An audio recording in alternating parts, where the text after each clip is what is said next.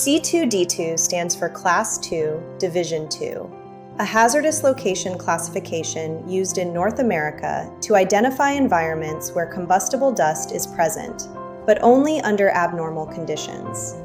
These areas typically involve industrial processes where dust accumulation could occur near electrical equipment, yet ignition is unlikely during normal operation.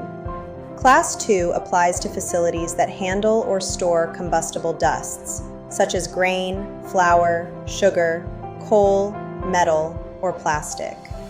Division 2 specifies that these materials are confined, collected, or managed under controlled conditions, and only become hazardous if equipment fails or dust escapes into the air. Unlike Division 1 zones, where dust is present continuously, Division 2 areas represent a lower but still serious level of risk.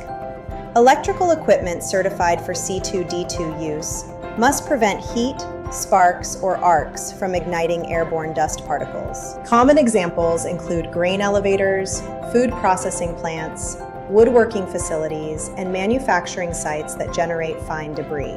Understanding C2D2 classifications ensures that enclosures, connectors, and wiring systems meet proper safety standards, reducing the likelihood of explosion and ensuring consistent operational reliability.